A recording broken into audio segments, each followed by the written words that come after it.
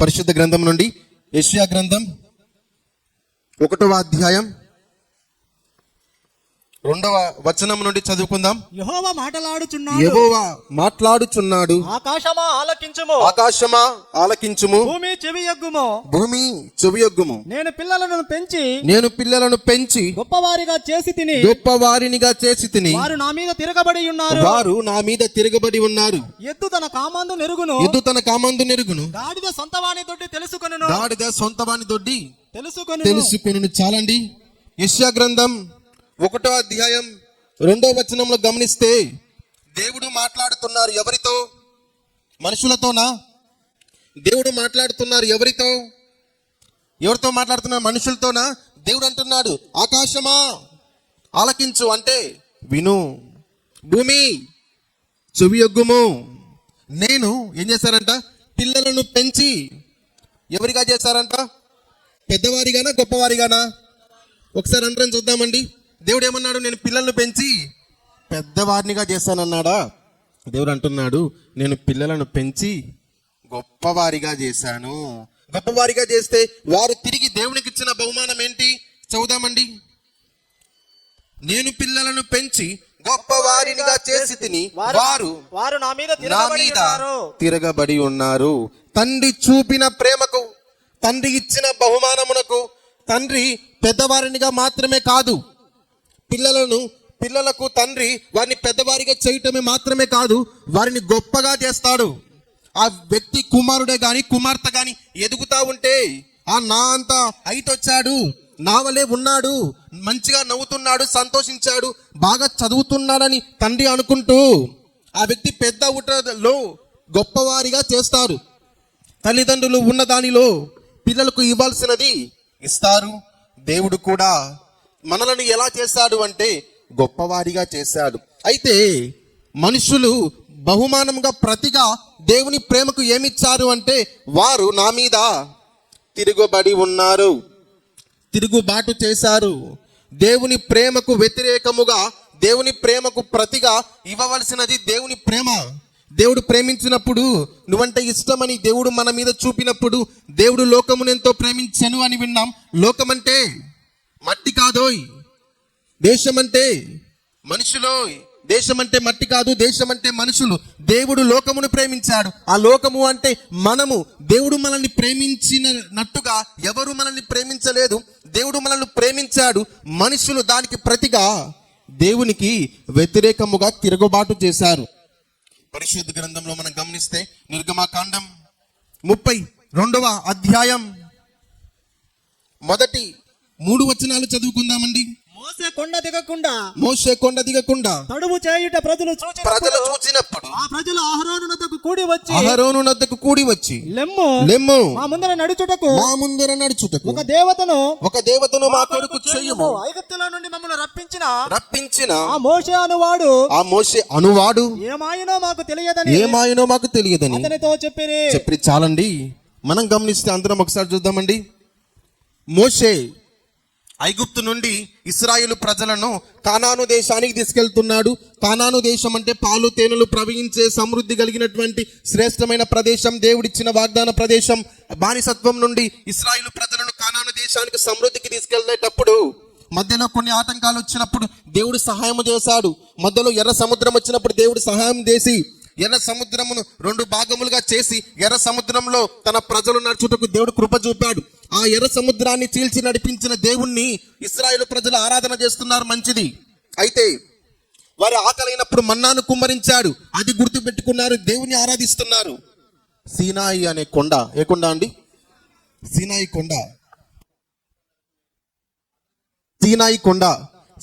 కొండ దగ్గర మోషే ఇశ్రాయేలు ప్రజలు నిలవబడినప్పుడు దేవుడు అన్నాడు, మోషే కొండ మీదకి రా, నీతో మాట్లాడాలన్నప్పుడు మోషే తడువు చేయకుండా పైకి వెళ్ళి దేవునితో మాట్లాడుటకు 40 రోజులు పైనే ఉండిపోయాడు. ఏ కొండ అండి?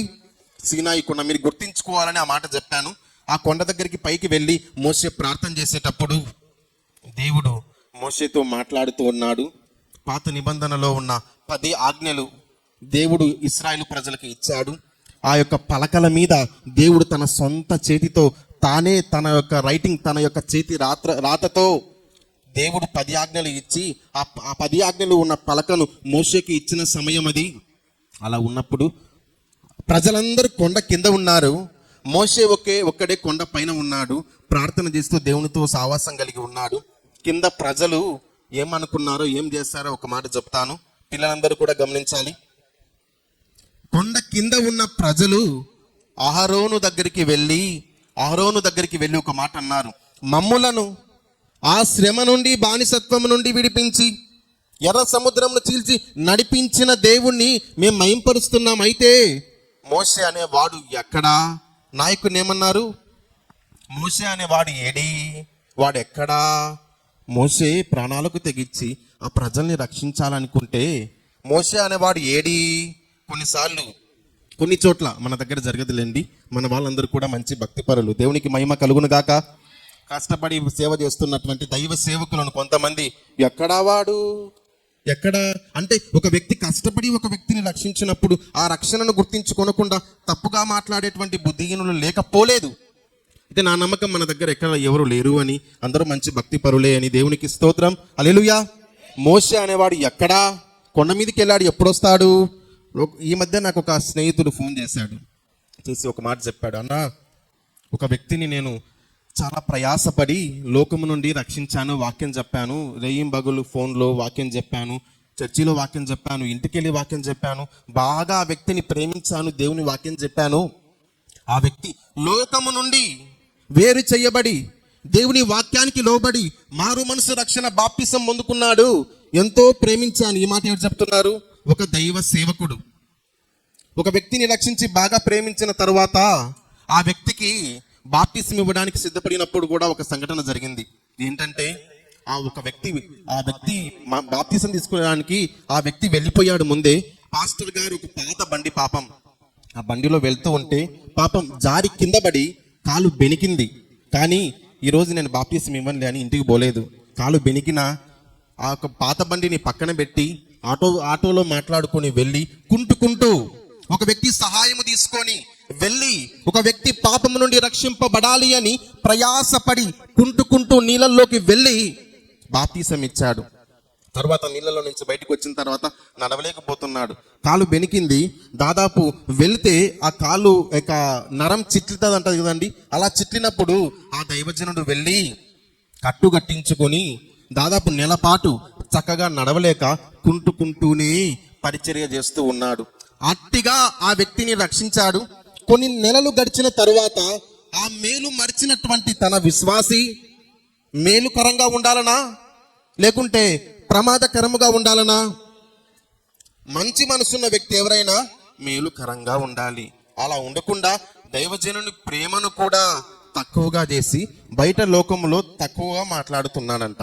అప్పుడు దైవజనుడు నా యొక్క స్నేహితుడు ఏమి కోపం లేదంట, నాకు ఫోన్ చేశాడన్నా, ఎంతో ప్రయాసపడి ఆ వ్యక్తిని నేను రక్షించాను, ఇలా కాళ్ళకు కూడా దెబ్బ తగిలినా నా బిడ్డ రక్షింపబడాలి అని నేను ప్రయాసపడ్డాను, అది కూడా మరిచి నా గురించే తప్పుగా మాట్లాడుతున్నాడన్నా అన్నప్పుడు దైవజనుడు కోపం లేదు. కానీ దేవుడు ఉన్నాడు, ఆయన ఎన్నడూ ఏ మాటను మరిచిపోడు. దేవునికి మహిమ కలుగును గాక. మేలుకు ప్రతిగా కీడు చేయు వాని ఇంటి నుండి కీడు తొలగిపోదంట. ఒక వ్యక్తి మంచిని మనం కోరితే మంచి ఆశీర్వాదం మనకు, మన ఇంటికి, ఇంటిలో ఉన్న మన అందరికి ఉంటుంది. కానీ మేలు చేసిన దానికి ప్రతిగా కీడు చేస్తే ఆ కీడు చేసిన వాని ఇంటిలో ఉండి కీడునే చేస్తా ఉంటుందంట. మనం గమనిస్తే మనం ఎప్పుడు ఎవరికి కూడా కలలోనైనా మేలుకు ప్రతిగా కీడు చెయ్యకూడదు. చేశారంటే ఆ కీడు తొలగిపోదు. నాకు ఫోన్ చేసి చాలా బాధపడి ఏడ్చాడు. నేనన్నాను, ఆ వ్యక్తి ఎక్కడికైనా ఉండని, ఎలా అయినా ఉండని, కానీ ఆ వ్యక్తిని నువ్వు రక్షించినట్టు మనుషుల దృష్టికి తెలియకపోయినా దేవుడు తన గ్రంథంలో రాసి ఉంచాడు.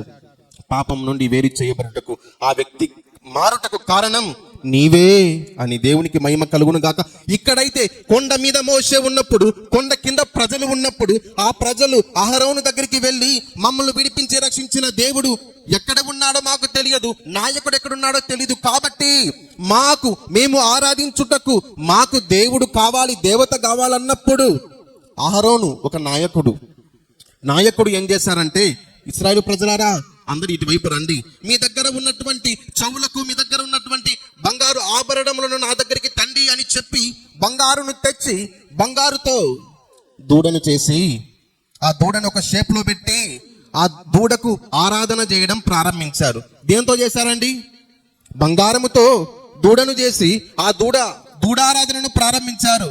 కొండ మీద పైన మోషే దేవునితో ఉన్నప్పుడు వారు దేవుడికి చేసిన మేలుకు ప్రతిగా దేవుణ్ణి ఆరాధించక దేవుణ్ణే ఆరాధిస్తున్నానని చెప్పుకొని మేలు చేసిన దేవునికి ప్రతిగా ఒక దూడకు ఆరాధన చేస్తా ఉంటే మోషే కొండ మీద నుండి దిగి వచ్చినప్పుడు అది చూసి తట్టుకోలేక దేవుడు రాయించిన 10 ఆజ్ఞలు తన వేలుతో తన రాతతో రాసిన పలకలను ఇసిరి కొట్టగా విరిగిపోయాయంట. దేవుడు రాయించిన పలకలు, ఆయన స్వహస్తాలతో రాసిన పలకలు విరిగిపోయాయి అంటే వాటిని వేసేసి వారి మీద కోపముతో మోషే కిందికి వెళ్ళిపోయాడు. ఎంత బాధకరం! మోషే మేలు చేశాడు, వాడు ఏమాయను అని పలికారు. అలా పలికిన వారు ఏమయ్యారు అంటే వారు మరి జీవించలేదు, వారు మధ్యలోనే ఆగిపోయారు. అవిశ్వాసపు మాటలు, అవిశ్వాసపు జీవితం, అవిశ్వాసపు వారు ప్రవర్తన వల్ల దేవుడు చూపించిన దేశానికి పోలేదు. ఈ దినం నా వాక్యాన్ని వింటున్న వారు మారు మనసు రక్షణ బాప్తిసం తీసుకున్నా అవిశ్వాసపు పలుకులతో జీవిస్తూ ఉంటే పరలోక రాజ్యం చేరుట అసాధ్యము. పరలోక రాజ్యం చేరాలి అంటే ఎప్పుడైతే మనం మారు మనసు రక్షణ బాప్తిసం తీసుకున్న సమయంలో దేవునికి ఇచ్చిన మాట, సంఘానికి సమాజం ఎదుట యేసే నా దేవుడని చెప్పిన మాట మర్చిపోకుండా అంతము వరకు జీవించు వారే, యేసే నా దేవుడు, ఆయన తప్ప వేరొక మార్గము లేదని నమ్మి విశ్వసించి ఆయన ప్రకారమైన మాట ప్రకారము బైబిల్ని ఆధారం చేసుకొని వెళ్తున్న వారందరికీ కూడా పరలోక రాజ్యం ఉన్నది. యేసు ప్రభు వారు అన్నారు, నేనే మార్గము, నేనే సత్యము, నేనే జీవము. జీవం పొందాలి అంటే, మార్గంలో నడవాలి అంటే ఆయనే మార్గము, సత్యము, జీవము. కాబట్టి మనందరము కూడా మన జీవిత యాత్రలో దేవుని వైపు మన దృష్టిని పెట్టి నడవవలసినదిగా మనం తెలుసుకోవాలి. నేను పిల్లలను పెంచి పెద్దవారిని కాదు, గొప్పవారిని చేసి తిని వారు నా మీద తిరుగుబడి ఉన్నారు. ఈ తిరుగుబాటుతనం ఎవరికి ఉంటుందో వారు దేవునికి దూరం అవుతారు. యెషయా గ్రంథం చూద్దామండి. చివరిగా 1వ అధ్యాయం 3వ వచనంలో, ఎద్దు తన కామందు నెరుగును, గాడిద సొంత వానితోటి తెలుసుకొనును. గాడిద సొంత వానితోటి తెలుసుకొనును. మనం గమనించినట్లయితే అందరూ ఒక విషయం గమనించండి, ఎద్దుకు యజమానునికి మంచి సావాసం సంబంధం ఉంటుంది. ఎద్దుకు ఆహారం పెట్టడానికి యజమానుడు వచ్చినప్పుడు యజమానుని అడుగుల స్వరమును విని ఎద్దు నా యజమానుడు వస్తున్నానని వింటాది.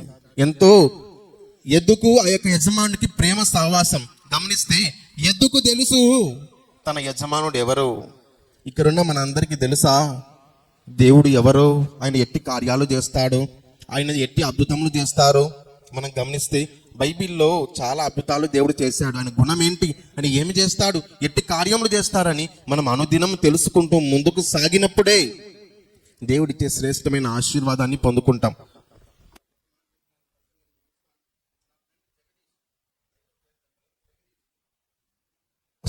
నాకు ఒక స్నేహితుడు ఫోన్ చేశాడు. చేసి